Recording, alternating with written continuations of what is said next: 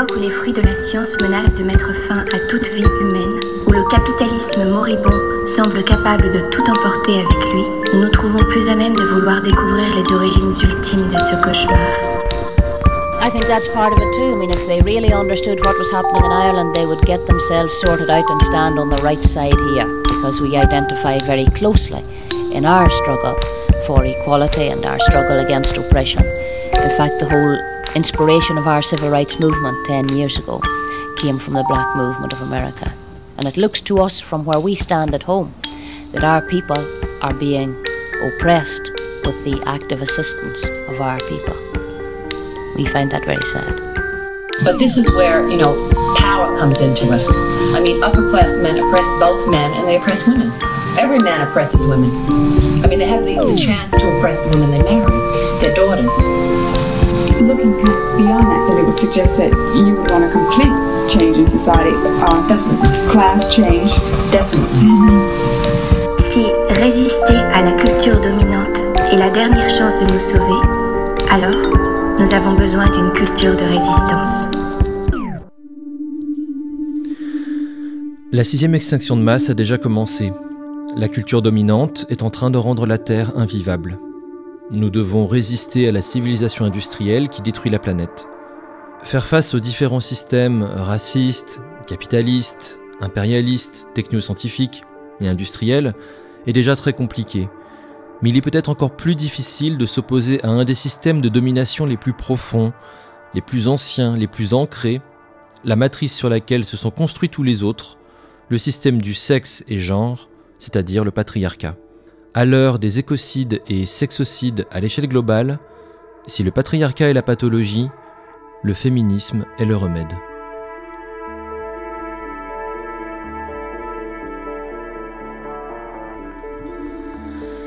Bienvenue sur Floraison, un podcast pour une culture de résistance écologiste, libertaire et féministe. Je suis Lorenzo et je vous présente une mini-série de podcasts consacrée au livre The End of Patriarchy, La fin du patriarcat de Robert Jensen, et sous-titré Féminisme radical pour les hommes.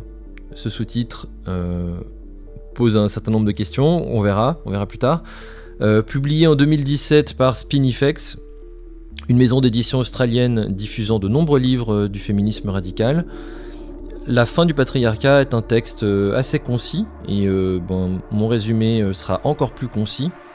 Et il traite de certains enjeux contemporains du féminisme radical. Je résume et je traduis ce que j'ai trouvé intéressant dans cet ouvrage. Si vous êtes un homme et que vous avez la chance de pouvoir lire anglais et que ce sujet vous intéresse, je vous conseille de lire l'original. À savoir que c'est un livre surtout à destination des hommes ou des personnes pas vraiment familières avec le féminisme radical. Si vous connaissez bien ce mouvement, ses analyses, vous n'allez pas apprendre grand-chose.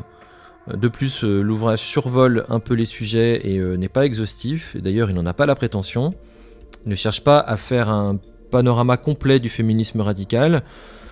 Mais voilà, l'auteur s'en sert comme base pour soulever quelques questions qui sont intéressantes.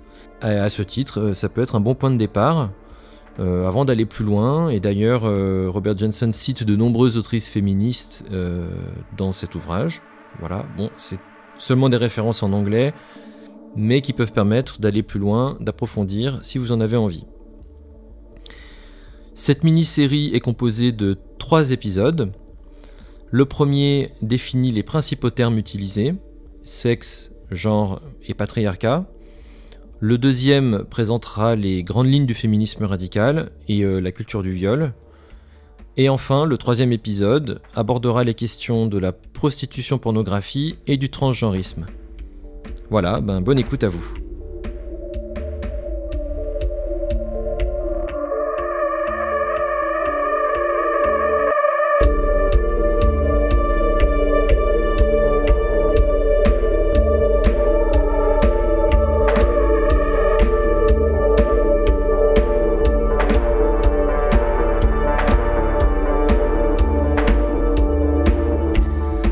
Pourquoi diable écouter un homme ? Et ben voilà, commençons par la question la plus évidente. Au nom de quoi un homme blanc prendrait la parole sur le patriarcat, qui plus est en prenant parti au sein d'un débat qui agite le mouvement féministe? Les féministes appellent mansplaining ou m'explication, les explications condescendantes données aux femmes par les hommes, et d'autant plus si c'est au sujet des politiques de genre. A priori, nous avons affaire au mansplaining ultime. Robert Johnson est soit incroyablement arrogant, soit ignorant, ou les deux. En réalité, l'auteur ne cherche pas à expliquer aux femmes leur propre expérience, ce serait évidemment incroyablement prétentieux. Il utilise plutôt le travail des féministes, éclairant sa propre expérience au sein du patriarcat, afin de critiquer ce système. De plus, à quoi bon s'éduquer sur la façon dont les groupes auxquels on appartient dominent les autres, si c'est pour rester silencieux? Et en quoi cela fait-il progresser la lutte? Robert Johnson préfère donc utiliser son énergie à confronter le patriarcat, depuis son point de vue, plutôt que de se taire et de rester complice, tout en étant conscient que sa position sera, dans tous les cas, et à juste titre, controversée par les féministes de différents courants. Prendre la parole, c'est inévitablement prendre position au sein d'un mouvement agité de débat. Bien qu'il s'adresse principalement aux hommes, cela n'immunise pas ni l'auteur ni moi-même contre les critiques. Robert Johnson est professeur à l'école de journalisme de l'Université du Texas. Quand il découvre le féminisme radical, il a 30 ans. Comment réagit-il face à la critique radicale de la suprématie masculine? Il la trouve tout d'abord ridicule. Puis, en parfait accord avec sa socialisation masculine, il l'intellectualise. Pour garder le contrôle, il maintient la distance. Il identifie, il examine les hypothèses, les définitions, les preuves. Toutefois, la place du corps est centrale dans la tradition féministe radicale. Et son corps, à lui, ressent une profonde vérité dans tout ce qu'il lit. Ses émotions, ses sentiments le poussent peu à peu à s'ouvrir et à en apprendre davantage. Pour un homme, l'autocritique est douloureuse. Et surtout lorsqu'elle touche au fondement de notre identité. Penser, c'est nécessaire, mais intellectualiser à outrance, c'est passer à côté de l'essentiel.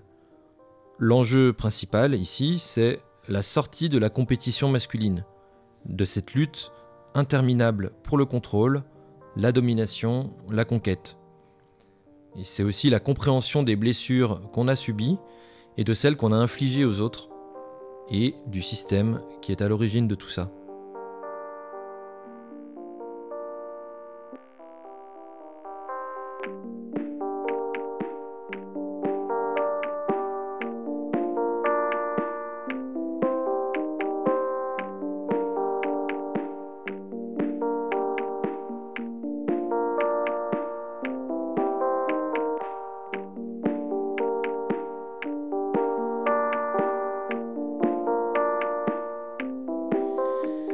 Chapitre 1. Sexe et genre.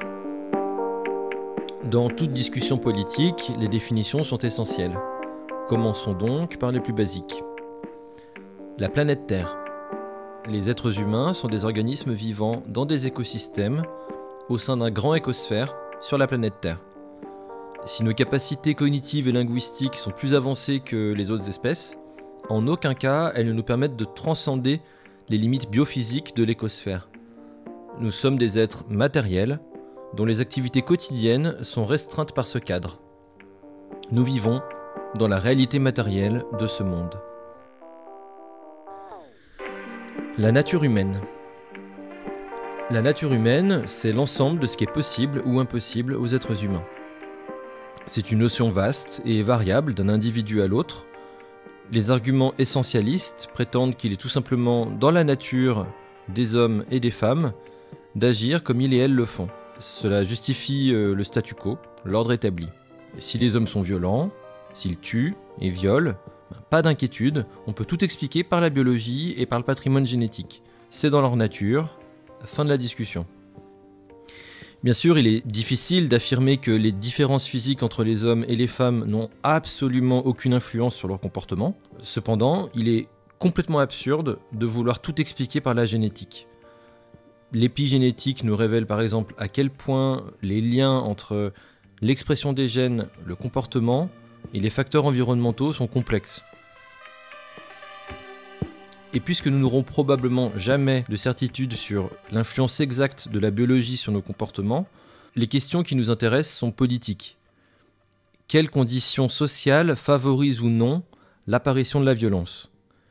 Quelles différences individuelles, en lien avec ces conditions sociales, augmentent ou baissent les risques d'actions violentes ? Ainsi, les organisations militaires ont par exemple découvert que de nombreux humains sont réticents à tuer, mais qu'un entraînement adapté permet aux soldats d'être plus meurtriers et réduit les freins psychologiques qui les empêchent de tuer. Certaines cultures et institutions favorisent donc le meurtre, la conquête et la destruction.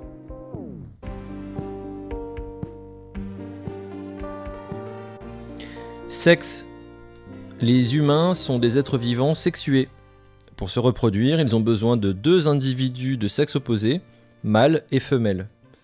Le sexe est une catégorie biologique basée sur la réalité matérielle. Il désigne qui peut potentiellement se reproduire avec qui. L'immense majorité des humains naissent avec des systèmes reproducteurs et caractères sexuels secondaires, mâles ou femelles, et une structure chromosomique XY femelle ou XY mâle. Certaines personnes présentent une anatomie sexuelle ou reproductive ne semblant pas correspondre aux définitions typiques de femelle ou mâle. La taille de cette catégorie dépend du degré d'ambiguïté utilisé. On parle en général d'une personne sur 2000. Ce sont les personnes intersexes, et l'existence de ces personnes ne contredit pas le dimorphisme sexuel caractérisant notre espèce. Comme le fait remarquer la philosophe Rebecca Riley Cooper, le fait que des humains naissent sans une paire de jambes fonctionnelles ne signifie pas que les humains ne sont pas bipèdes.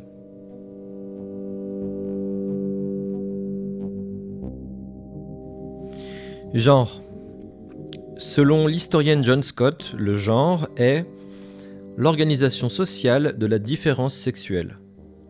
Selon la sociologue Anne Oakley, le sexe fait référence aux différences biologiques entre mâles et femelles, les différences des fonctions procréatives liées aux différences génitales observables. En revanche, le genre est une question culturelle. Il fait référence aux classifications sociales de masculin et féminin. Le genre désigne les significations non biologiques créées par les sociétés à partir de la différence des sexes. Le genre peut se manifester de différentes façons, en voici 4. Les rôles de genre. Mâles et femelles sont assignés à des rôles sociaux, politiques et économiques différents. Les rôles de genre. Mâles et femelles doivent se conformer à certaines normes de comportement et d'apparence. Les caractères et les qualités de genre. Mâles et femelles sont censés être différentes sur le plan intellectuel, émotionnel ou moral. Et puis le symbolisme de genre. On utilise le genre pour décrire des animaux, des objets inanimés, des idées. Mâle-femelle fait clairement référence au sexe. Masculin-féminin au genre. Par contre, homme-femme et garçon-fille sont parfois utilisés pour le sexe, parfois pour le genre, ce qui est une source de confusion dans les débats politiques. Sur floraison, pour éviter la confusion, quand on utilise les termes homme et femme, on fait évidemment référence au sexe de la personne. Une femme est bien sûr une femelle humaine adulte et un homme un mâle humain adulte. Exception pour le podcast Refuser d'être un homme, où ici le titre fait clairement référence au rôle social homme. Refuser d'être un homme, c'est refuser non pas son sexe, mais son rôle social, sa socialisation en tant qu'homme au sein du patriarcat. Un rôle, des stéréotypes sexuels dont on souhaite se déprendre.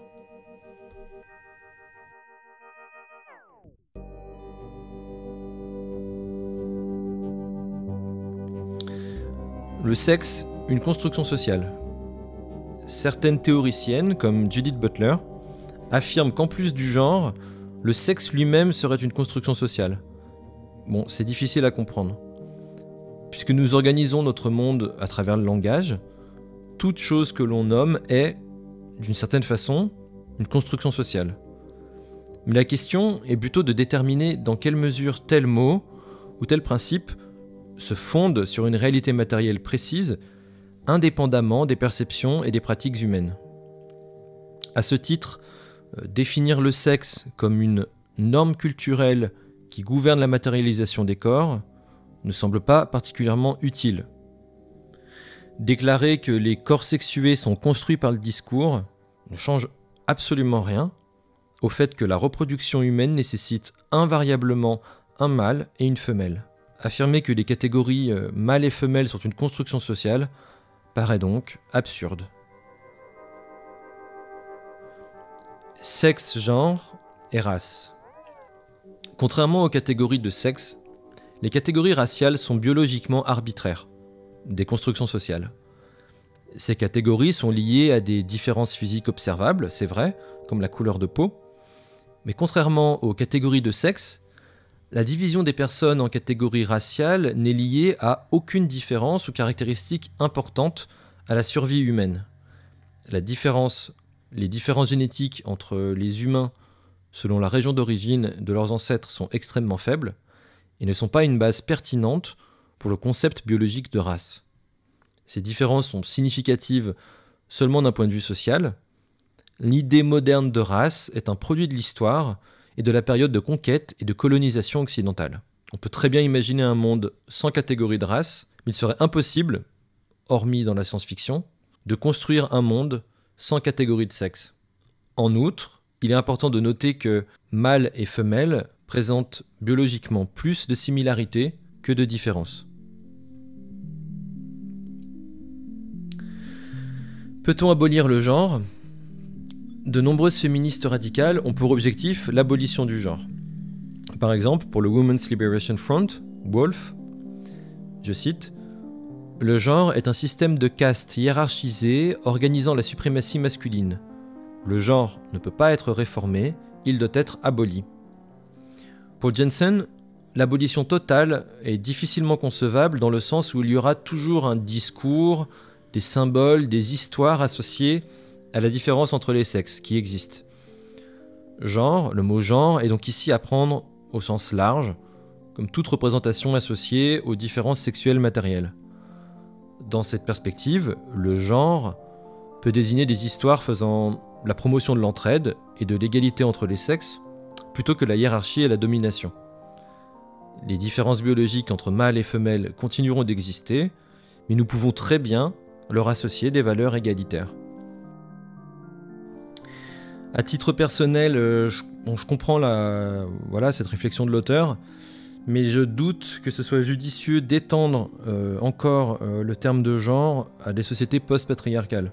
Le terme genre est déjà suffisamment équivoque, son origine n'est pas liée au féminisme, il a été récupéré par les féministes de façon critique, mais voilà, aujourd'hui c'est tellement la confusion qu'on a même une partie des féministes qui préfèrent l'abandonner et utiliser uniquement le terme stéréotype sexuel, comme ça c'est plus simple et on sait de quoi on parle.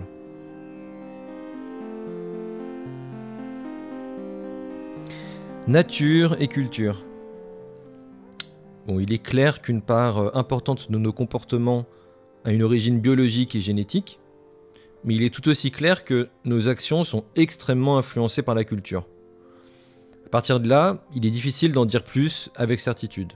Seules les femelles portent les enfants, ce qui ne signifie pas que toutes les femelles le font ou devraient le faire, évidemment, mais elles sont les seules à en avoir la capacité. Cela a probablement une influence sur certains aspects de la personnalité des hommes et des femmes, mais on en sait peu sur cette influence, et il est peu probable qu'on en sache plus. L'obsession culturelle sur les différences de genre produit une mode intellectuelle récurrente, la psychologie évolutionniste ou la sociobiologie. Donc une mode qui cherche à expliquer les comportements les plus complexes comme des adaptations évolutives. Et dans cette perspective, le système de pouvoir patriarcal, qui impose des différences sociales entre les hommes et les femmes grâce à la violence, serait, entre guillemets, adapté du simple fait qu'il existe. Alors, c'est quand même bien pratique. En suivant ce raisonnement réducteur, on pourrait néanmoins rétorquer qu'un système nous menant vers l'extinction globale de toutes les espèces, ne semble pas particulièrement adapté. Cela suggérerait plutôt que le patriarcat est une impasse évolutive, et dans tous les cas, si la nature humaine a rendu possible le patriarcat, cela ne signifie nullement que le patriarcat est immuable. D'ailleurs, comme l'historienne Gerda Lerner le notait, je cite, « Le système patriarcal est une construction historique, il a un début, il aura une fin. »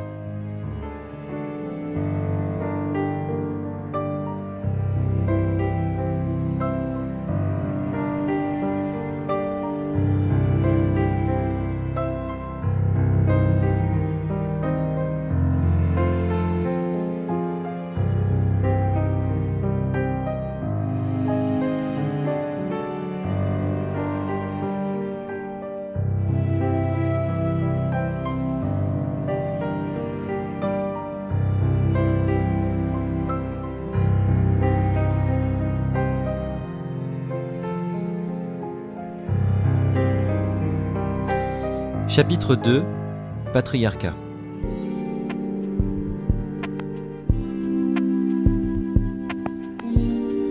Le patriarcat est un système.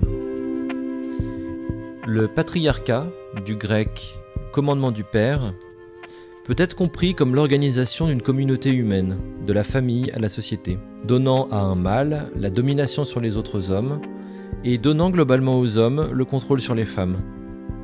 Plus généralement, le patriarcat sert à décrire différents systèmes de domination masculine. En tant qu'homme socialisé par le patriarcat, on a tendance à résister aux deux affirmations suivantes. Premièrement, le patriarcat est le terme approprié pour décrire la majorité des sociétés humaines au cours des derniers milliers d'années, incluant la société occidentale contemporaine. Et deuxièmement, le féminisme radical est la critique la plus cohérente du patriarcat et devrait être au cœur des analyses critiques des dynamiques de domination-soumission propres au monde contemporain. Ces affirmations nous paraissent extrêmes. En tant qu'hommes, elles menacent notre bien-être. Cependant, en prenant la peine de l'étudier, non seulement le féminisme radical nous permet de comprendre le monde dans lequel nous vivons, mais aussi de mieux nous comprendre nous-mêmes. Bien sûr, la réalité est complexe. Tout ne rentre pas dans le seul cadre de pensée patriarcat-féminisme. Prétendre expliquer tous les tenants et aboutissants des affaires humaines avec une seule grille de lecture, une seule histoire arrogante qui explique absolument tout dans le moindre détail, c'est tomber dans la réduction ou la totalisation. Néanmoins, pour penser un minimum, nous avons besoin de formes de narration et de généralisation. Certaines expériences individuelles paraissent aléatoires, absurdes, avant qu'un système ne révèle ce que toutes ces expériences ont en commun, permettant ainsi d'y voir plus clair. Et cette méthode est d'autant plus nécessaire lorsqu'on veut œuvrer à une plus juste répartition du pouvoir et des ressources, et rendre soutenable et enviable la présence humaine sur la planète.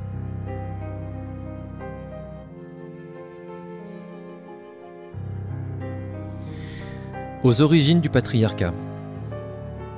L'histoire du patriarcat, des premières institutions de la domination masculine, remonte à plusieurs millénaires. Lorsque les hommes ont découvert comment changer la différence en domination, ils ont fondé les bases idéologiques de tous les autres systèmes de hiérarchie, d'inégalité et d'exploitation. D'ailleurs, à ce sujet, vous pouvez retrouver le podcast Floraison que Gladys a réalisé et qui s'appelle « Masculin-féminin ». La prétention des hommes à contrôler la sexualité et la reproduction des femmes grâce à la violence a ordonné le monde autour du pouvoir sur, c'est-à-dire l'autorité, au lieu du pouvoir avec, l'entraide.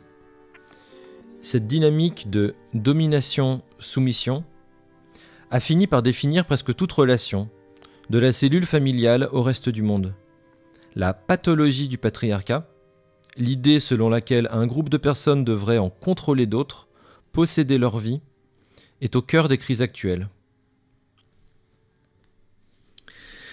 Comparé à l'histoire d'Homo sapiens, remontant à 200 000 ans, le patriarcat ainsi que d'autres formes enracinées de hiérarchie sont un développement assez récent de notre espèce. Loin des clichés des hommes des cavernes brutaux et dominant violemment les femmes, le consensus en anthropologie révèle plutôt que les petites sociétés de chasseurs-cueilleurs étaient généralement égalitaires, sans domination masculine ou féminine institutionnalisée.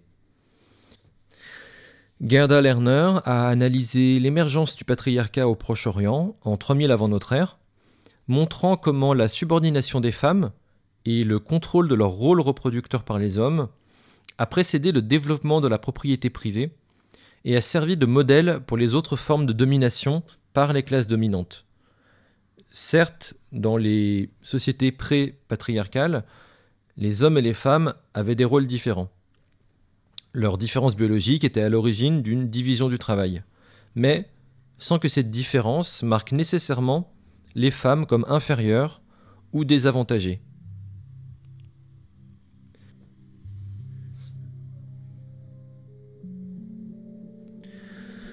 Domestication et agriculture. Le développement du patriarcat est en partie un produit de la révolution agricole, de la domestication des plantes et des animaux, commencée il y a environ 10 000 ans. La propriété privée et le patrimoine ont remplacé les valeurs d'entraide, conduisant les hommes à contrôler et posséder la reproduction et les corps des femmes. Au néolithique, alors que se développent des sociétés plus grandes et hiérarchisées, les femmes deviennent progressivement des marchandises, des objets d'échange entre groupes grâce au mariage. Avec l'agriculture, le travail des femmes devient une ressource entre les mains des patriarches.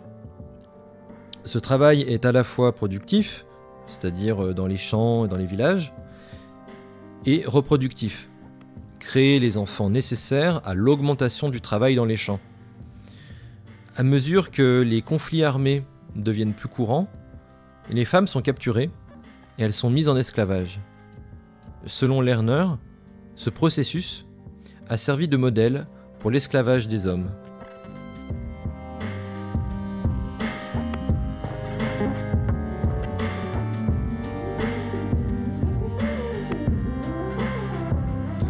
Une institution politique de l'inégalité. Au fil des millénaires, les sociétés patriarcales ont développé un certain nombre de justifications de cette inégalité. Elles ressemblent à présent à du bon sens. On peut dire c'est comme ça. L'histoire nous enseigne pourtant que, même si la domination masculine se base sur des différences sexuelles entre les humains, l'inégalité de genre est un produit de l'histoire et des politiques et non de la biologie. Le patriarcat n'est pas l'organisation par défaut des sociétés humaines, mais plutôt un développement récent. Il ne représente que environ 5% des 200 000 ans d'histoire de notre espèce Homo sapiens.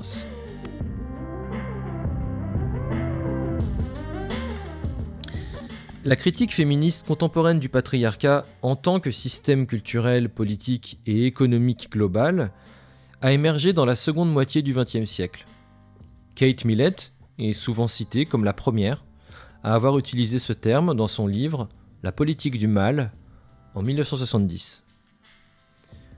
La sociologue Sylvia Wolby définit le patriarcat comme, je cite, « un système de structures et pratiques sociales dans lequel les hommes dominent, oppriment et exploitent les femmes. Cela implique à la fois un rejet clair du déterminisme biologique et la notion que tous les individus hommes sont dans une position dominante et les femmes dans une position subordonnée. » Pour Gerda Lerner, toujours, le patriarcat implique, je cite, que les hommes détiennent le pouvoir dans toutes les institutions importantes de la société et que les femmes en soient privées d'accès. Cela n'implique pas que les femmes soient totalement impuissantes ou sans aucun droit, influence ou ressources.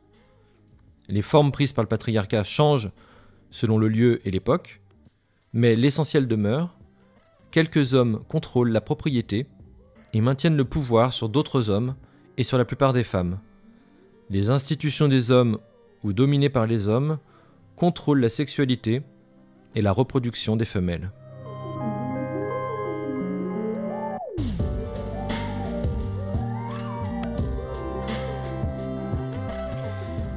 La psychologue Sandra Bem utilise le terme androcentrisme androcentrisme, pour décrire le privilège masculin à voir la femme comme l'autre. Et ceci selon 3 critères.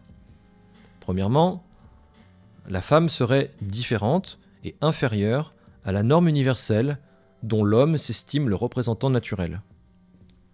Deuxièmement, elle aurait une fonction domestique et reproductive au sein du foyer dont l'homme se considère comme le chef. Et troisièmement, elle serait capable de stimuler et satisfaire l'appétit sexuel de l'homme, ce qu'il trouve à la fois excitant et menaçant. Toutes ces définitions n'impliquent pas que toutes les femmes ont la même expérience au sein du patriarcat, ou que féminin signifie partout et tout le temps, à toutes les époques, la même chose, mais, comme l'indique l'historienne Judith Bennett, je cite, « Presque chaque fille née aujourd'hui fera face à plus de contraintes et de restrictions qu'un garçon né dans les mêmes circonstances sociales. » À partir de là, impossible de prédire si nous allons créer de nouvelles sociétés où la différence n'implique ni hiérarchie ni inégalité, mais nous pouvons, et nous souhaitons, œuvrer en ce sens. Le mouvement politique et social qui poursuit cet objectif s'appelle le féminisme. Les féministes résistent aux structures d'autorité et elles remportent des batailles, mais le patriarcat est résilient. Partout, la domination masculine institutionnalisée continue de structurer nos vies et d'influencer nos identités.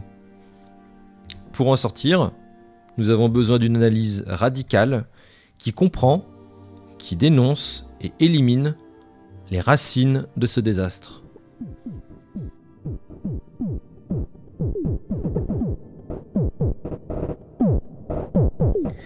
Et c'est justement ce que nous verrons dans le prochain podcast consacré à la fin du patriarcat de Robert Jensen.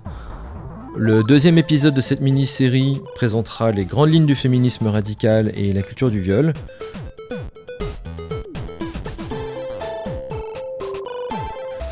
Merci d'avoir écouté ce podcast. Partagez-le s'il vous a plu. La version article est disponible sur floraison.blog. À bientôt sur Floraison.